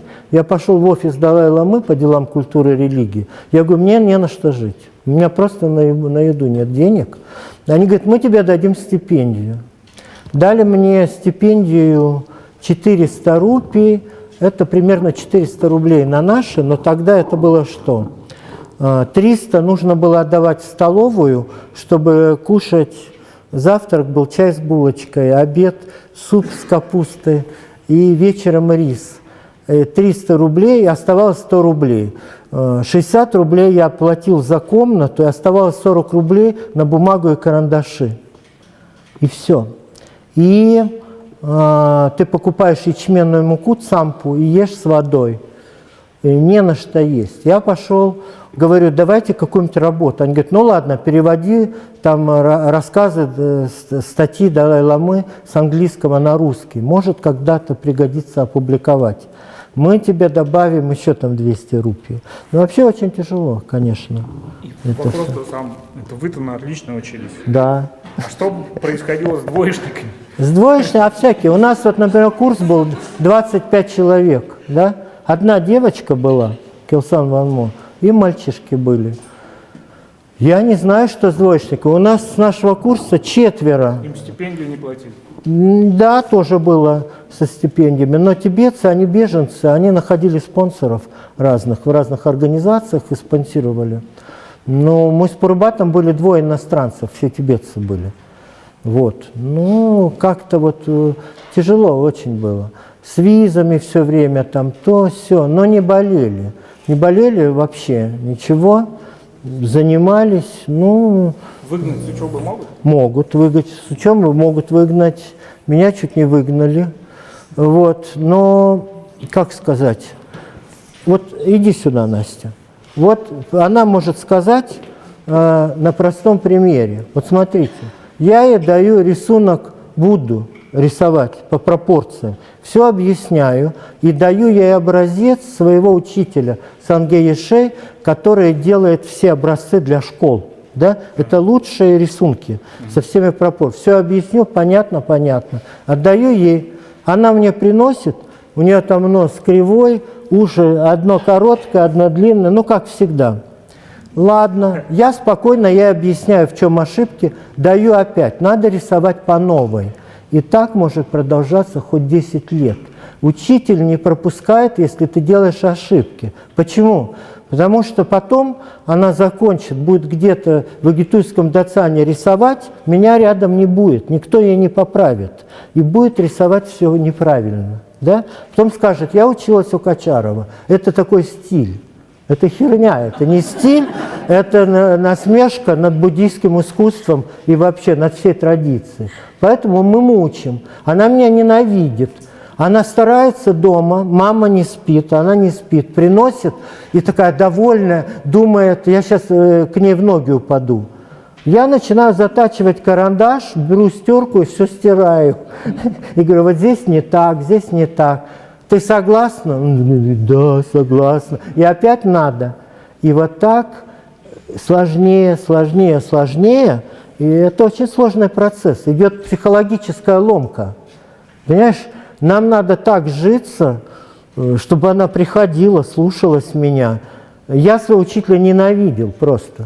Понимаете? Мне казалось, я взрослый, образованный человек, какое он имеет право надо мной издеваться. И я нарисовал вообще идеально.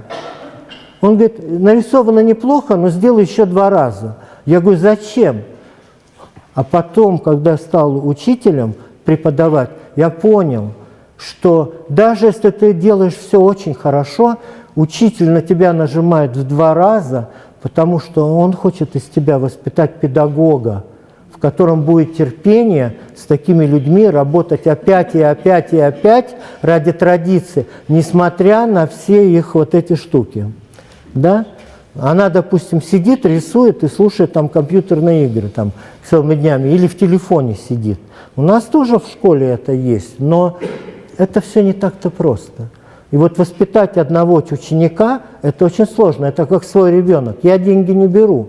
Она со мной уже 3 года почти, но меня не платит. Правда, иногда еду делает, приносит, но в основном я ее кормлю и даю это все, что надо, как своей дочери, допустим, да? И вот представьте себе, сохранить традицию, создать школу, воспитать 5 или 10 учеников. Это сложно. Это как своих детей, да? Меня никто не заставляет брать с улицы человека и к нему относиться как к своему ребенку. Да? Но ради традиции, ради сохранения культуры ты страдаешь и делаешь, и этим занимаешься. Вместо того, чтобы сидеть в Америке и ловить кайф. Понимаете? Поэтому этим должны заниматься буряты. Сохранять свою культуру, да? Спасать ее, воспитывать своих детей, а не мы на самом деле. Понимаете? И вот это такой вопрос. Сейчас, Зорик, извини, пожалуйста. Вторая часть. Сложно было учиться. Понятно. Второй вопрос, вот частично начал Дима его задавать. Да. Он у меня созревал как бы в течение разговора. Вернее, о вашей беседе. Да? Ладно, я здесь. Есть ли место новаторству в буддийской традиционной танкописи? Да. И само собой с переходом, то, что Дима начал озвучивать, в бурят-зурак, да. монгол-зурак. Да, я сразу точно могу сказать, что да, есть, но это очень сложно. Человек должен быть очень деликатным, очень аккуратным. Это, наверное, как Лена ушла, Хишектуева. У них репетиция из балета. Это, наверное, как балет. Вот есть классический балет, да, есть современные постановки, танцы, да, и есть очень авангардные. Я видел на Западе балет, да, это великолепный современный балет, и тем не менее эти люди прошли классическую школу. Если надо, эта девушка Жизель станцует, да, но если надо, она сделает такие оторванные постановки какие-нибудь в Амстердаме, в Голландии, да, это современные танцы. Наши лучшие балерины из Питера, из Москвы уезжают на разных площадках в Лондоне, в Голландии танцуют, да, в театрах современного балета, совершенно потрясающий авангард такой, да, и это все совместимо. В буддийском время движется, все меняется. Я думаю, что те формы, в которых буддизм проповедовался, существовал, они вечно не будут в тех же формах. Все будет меняться. Главное, чтобы этот язык был понятен и выражал точно те идеи, принципы. Какая разница, как ты объяснишь, что такое сострадание, да? Что нужно быть добрым, практиковать доброту. Может, ты найдешь такие формы, которые традиционно до сих пор не существовали, но ты найдешь такие формы, которые будут всем понятны, да? Это тоже язык. Раньше были книги, допустим, в которых было описано, что делать, как жить там, и так далее. Живопись такая же книга, в в которой художники, мы делимся своими мыслями, своими чувствами, разговариваем с людьми, рассказываем свои истории. Да? Поэтому я думаю, да, может быть совмещение и все что угодно. Вон, посмотри, я занимался в молодости рок-музыкой, да, при Балтике. И когда был Вудсток фестиваль, рос на этой музыке, я помню, когда рок-опера «Jesus Christ Superstar» возникла, да, вроде бы это по библейским мотивам, да, очень сокровенные вещи, очень тонкие, сложные для сердца христианина, да, и тем не менее ребята сделали эту такую рок-оперу о Иисусе Христе, которая, может быть, более сильную проповедь дала, чем многие церкви там и так далее, да? То есть все это возможно, да. Да, давайте я... Все? Я вот хочу задать вопрос такой, что вот в последнее время в интернете, ну вот, например, я просто смотрела буквально недавно осенью, да, и очень много выставок, например, в Гонконге, тибетских молодых художников, и это современное искусство. Но при этом это не просто эти элементы там буддийских символов, а именно изображение Будды, но это, ну, я не знаю, наполнено там какой-то компьютерной графикой и так далее и тому подобное. Что это такое? Мы же знаем, что это искусство очень регламентировано, там вообще существуют каноны, все это очень жестко. И вот когда мы видим эти вещи, я сразу говорю, мне это очень нравится, это очень красиво, это очень привлекательно и так далее. Но вот с позиции того, насколько это можно или нельзя, пожалуйста, ответьте на этот вопрос.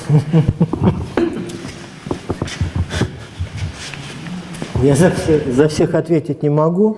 Я люблю новаторство, я люблю всю жизнь во всех ее проявлениях и так далее. Но вот мои принципы, Настя знает, я очень классический художник. Я работаю по канонам, и я считаю, что кощунство отходить от канонов в том смысле, что, вот смотрите, я про душу народу говорил, да, представьте себе, вот эти стили на протяжении 400-600 лет лучшие художники собирали лучшие формы, на которые душа откликается целых народов. Весь мусор, все ненужное выбрасывали. Да? И вот разрушить эту традицию можно очень просто. Нарисовать, а мне так нравится, да? Все что угодно. А вот сделать точно так, как твой мастер делает, ничего не нарушив, мне кажется, это очень большой подвиг. Да? Убрать свое «я», убрать свое эго, и в этом проявляется духовность художника настоящая. И я вам скажу больше. Когда я приехал, мы немного выучились, и нам всем хотелось выпендриться, всем показать, каких птиц мы там умеем рисовать, деревья, какие там водопады льются, и произвести большое впечатление на людей. И вдруг ты идешь к какому-то старичку-мастеру, и там все так просто-просто, и ты думаешь, неужели он не может так круто, как я, нарисовать? И только потом понимаешь, что этот старик всю жизнь занимался духовной практикой, чтобы избавиться от своего эго, от своего «я», не выпячивать. Его там нету. И он свой просветленный ум показывает самыми простыми средствами, и это самое великое достижение. Потом ты начинаешь понимать. Говорят, просветление is natural simplicity of mind. Это естественная простота ума. Это как у тебя на душе есть, как в тебе существует душа, как в тебе Дух Святой существует, все просто. Твое бытие должно соответствовать общей гармонии Вселенной. И не только ты должен ее поддерживать своей простотой, своей душевной красотой. И вот иконописцы, деятели культуры, учителя должны в душе носить такую гармонию и красоту и транслировать ее детям в словах, в образах, в поведении. Говорят, дхарму не рассказывают, а показывают. Почему ученик живет с учителем постоянно? Он может увидеть, что такое дхарма, проживая с учителем и утром, и вечером во всех ситуациях. Понимаете? И поэтому есть слова, разговоры, есть непосредственный религиозный опыт, переживания. Те, кто что-то хотят понять, постичь, должны непосредственно обратиться к живому переживанию, а не только к словам.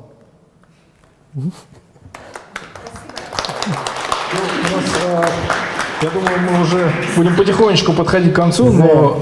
Дайте Насте, пусть скажет два слова. Ну, это во-первых. Во-вторых, прежде чем дать микрофон Насте, я бы хотел попросить высказаться Анатолия Хишектовича Цыденова. Это, наверное, если говорить про Бурят Зурык, это, наверное, сегодня одно из самых ярких, может быть, проявлений. Ну, во всяком случае, я как книжный оформитель, делая книгу «Бурят Юртымсы», «Вселенную Бурята», понял, что именно работы Анатолия Хишектовича, они четче всего попадают, так скажем, в отражение в «Бурят Юртымсы», во всяком случае, в моем книжном проекте. Поэтому было бы интересно услышать ваше мнение, во-первых, давайте здесь сейчас будет фонить, о том, что такое Бурят Зурык, можно ли к нему подойти только с точки зрения буддизма, а может быть, в него вливаются еще различные какие-то элементы, или все, что вам захочется сказать.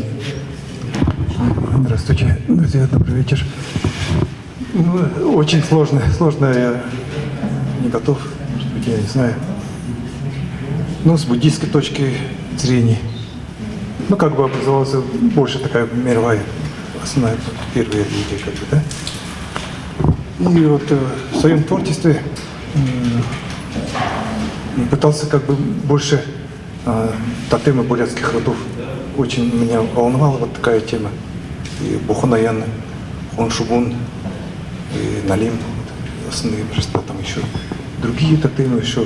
То есть кроме буддизма еще и другой источник мощный, да? Какой-то, да, мощный толчок. И взаимосвязать очень такая большая проблема была, больной вопрос. И выставился в прошлом году, позапрошлом году, и наблюдал, какая реакция людей будет. И вроде ничего. И в Санкт-Петербурге как раз тоже Русский музей истории религий. И как 3 комнаты, 3 какие-то эти были. Первые это буддийская символика, атрибутика, потом второй небольшой зал, там тогда были, скажем, там. И там небольшой такой маленький зал, там обычаи, традиции Сурхарбана, там белый месяц, там. Уже народные мотивы. Да, и старался там дольше сохранять, находиться в этом зале и смотреть реакции людей. Там истинные буддисты, фанатики были, извиняюсь, в кавычках. Общий язык нашел друг друга, там подарками обменялись. Я не знаю, очень сложная тема. На такую тему еще были, которые не знаю, два раза в месяц, может быть. И Александра Рамовича еще бы пригласить. Еще бы. Да.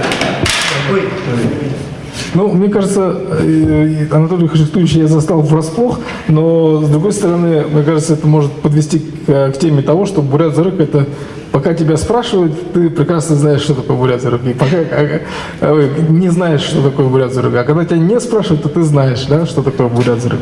На самом деле, Бурят Зурык, на мой взгляд, это одна из самых важнейших, наверное, составляющих частей современной бурятской визуальной культуры, как минимум. И поэтому мы пытаемся, может быть, с какими-то неуклюжими попытками или внезапными попытками, но пытаемся попробовать подойти к этой теме с разных сторон. Сегодня это визуальное искусство, а в следующее, может быть, снова мы вернемся к литературе и к текстам, и к буквам и так далее. Да, конечно. Спасибо большое. Добрый вечер. Я прежде всего хочу сказать организаторам большое спасибо за такое великолепное мероприятие. Большое спасибо Александру, моему очень давнему другу. На самом деле Александр вообще удивительный человек, который говорят, что искусство не имеет национальности.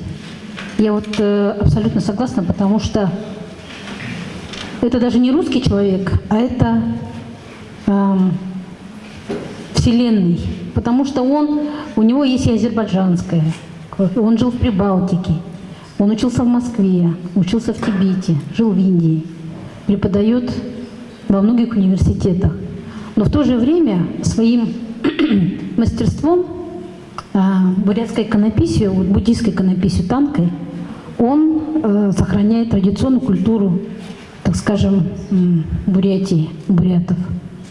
Я, конечно, не бурятка, но я вообще далека от искусства, но для меня я венкийка, и венка я, тунгуска.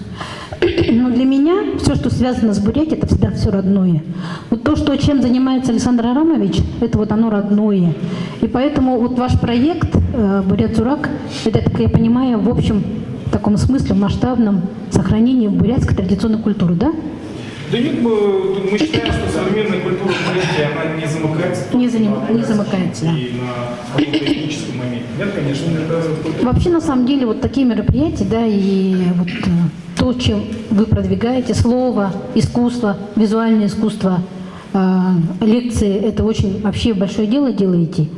И я думаю, что Александру Романовичу надо не на один день, а по нему надо вообще цикл, если у нас тут из БКТРК, цикл вообще лекций для современной молодежи, для тех, кому не безразлична традиционная культура бурятская и современная культура бурятская. Спасибо большое. То есть вопроса нет? Да. Поделиться своим. Ну, я предлагаю все-таки еще один последний дать микрофон перед... Я представлю, кто это. Давайте. Она очень скромная. Это женщина, которая работала в ООН и представляла все народы Севера. У нас в Организации Объединенных Наций. Работала в Народном Хурале. И сейчас возглавляет наш многофункциональный центр, где вы все получаете иностранные паспорта. Лариса Юрьевна, может быть... Она в ООН представляла все народы Севера. Она очень... Да, предпоследнее слово или вопрос.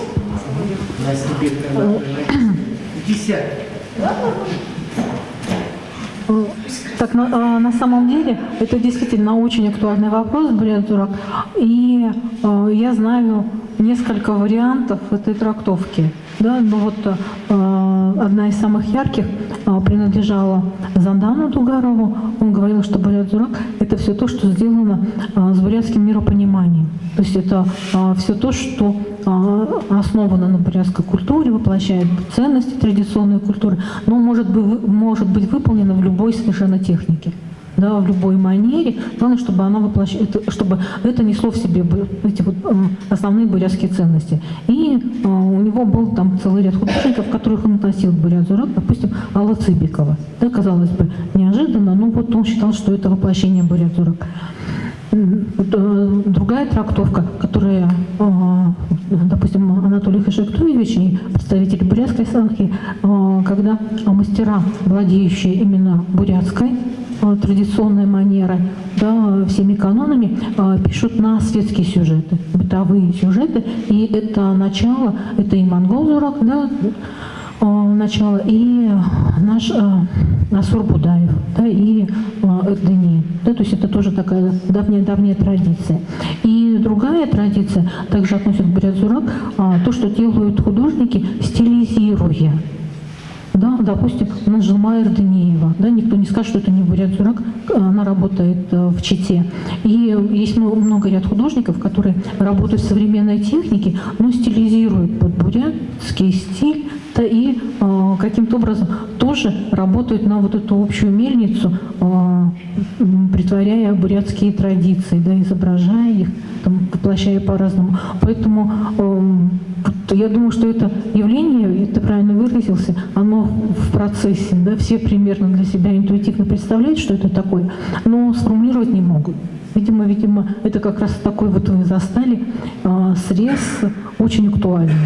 Да, и я думаю, что это очень хорошо для всего нашего сообщества художественного. С поздравляем. И спасибо Александру Арамовичу. Спасибо большое. Сразу видно системный подход, что есть уже там категориальная сетка, но здесь самый-то главный вопрос, что такое бурятское миропонимание, что оно сегодня значит. Вот Александр Иванович говорил о том, что вот есть золотой век цивилизации бурятской, а сейчас у нас нет этого золотого века, или он есть? Это вопрос. Я считаю, что художественные формы, они, с одной стороны, могут быть каноничными, да, а с другой стороны, каждый может что-то искать в этих художественных формах. Но на самом деле ни канон не бесконечен, да, он не касается всего, он ограничен. И поиск форм, он тоже ограничен. Да, формы тоже не бесконечны. Поэтому вот одно из самых основных достижений современного искусства – это то, что произведение теперь не мыслится закрытыми в своих границах. Да, и бурят-зурак, буддийская живопись, она как раз представляет пример такого незакрытого мессенджа, да, потому что там движение идет вглубь, там нету границ по сторонам, да, потому что там по сторонам это космическая радуга, и это все уходит в бесконечность, то есть там нету ограничивающего ничего, да, то есть и движение в глубину, да, вот эти вот уровни познания. То есть это то, что может быть воспринято современным искусством. То есть если современный художник пишет любую работу и вот именно этим руководствуется в поисках формы, да, что он не ограничивает себя, а пытается идти в глубину, мне кажется, этим он будет соответствовать и бурятскому миропониманию, да, и бурят-зурак. Ну, здесь тоже есть сложность, потому что все-таки тогда можно все, что угодно называть бурят-зурак. Вот здесь тоже другое. Но мне кажется, это дискуссия... Да, сегодня уже много времени. Я сейчас хочу просто передать микрофон по просьбе Александра Арамовича и моей просьбе. Да, я просто хочу... Вы посмотрите, человек из первых рук. Что это такое учиться буддийской живописи? Ладно, я когда-то давно учился. Вот сейчас это проходит. Трудно, что легко, что трудно. Я не знаю, что-нибудь спросите меня. Так, если есть вопросы, я могу ответить или высказаться самостоятельно. Как лучше? Скажи самостоятельно. Хорошо. Итак, мое имя тут уже не раз звучало, поэтому представляться я не буду. Так, что могу я вам сказать? Мое мнение все равно будет звучать с точки зрения, так сказать, подрастающего поколения. И с этого я начну. По моему мнению, пока человек взрослеет, он отвечает для себя на определенные вопросы, которые в той или иной степени формируют его как личность. И один из таких вопросов – кто я такой? И что может помочь подрастающему человеку ответить на этот вопрос? Естественно, во многом ему поможет его национальная культура. Поэтому я считаю, что бурят-зурак или буддийская иконопись это огромный пласт, который мне, как, например, бурятке, поможет ответить на этот вопрос. И это же способствует мне сформировать свою личность более здоровой. Поэтому это так важно. Итак, мы пришли к выводу, что бурят-зурак – это у нас часть культуры бурятской. Но если мы окунемся в изучение культуры как таковой, мы можем разделиться на, так сказать, академическую, классическую и что-то более современное, которое в той или иной степени, конечно, будет основываться на академическом, но не обязано. Таким образом, то, что мы сегодня обсуждали, бурят-зурак, что же это такое? Мы можем отталкиваться от того, что бурят-зурак основывается на тибетской иконописи, то есть это более классическое направление бурят-зурак. Но тем не менее мы не можем упускать из виду то, что, например, во времена СССР очень много бурятских художников получили академическое образование. То есть их видение, именно их исполнение основывается не на тибетской классической иконописи, а уже на академическом образовании. Но тем не менее это тот же самый бурят-зурак. Хотя бы по той причине, что изображено то, что у бурятского народа, так сказать, лежит на душе. И этим я хочу сказать, что разграничивать как-то более классическое или более современное искусство, задаваться вопросом, что есть бурят-зорак, что нет бурят-зорак, то смысла в этом особо нет, потому что, ну, лично по моему мнению, что это все есть бурят-зорак. Касательно обучения, все познается лучше в сравнении. И, допустим, я закончила декоративно-прикладное искусство в Институте культуры. То есть тоже никакое академическое образование у меня есть.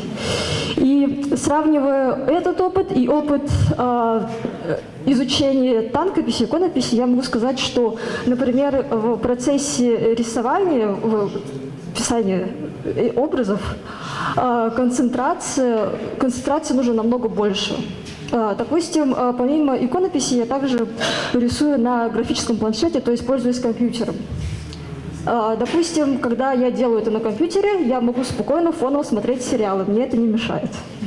Это вообще спокойно слушать музыку, истории, вообще без проблем. Это никак на качестве работы не сказывается. Допустим, если я занимаюсь иконописью, как раз-таки занимаюсь рисунком, даже если, допустим, музыка слишком энергичная, то уже качество падает. То есть ты должен сохранять концентрацию от и до. Вот это, если кому-то интересно, насколько сложно. Да, вот.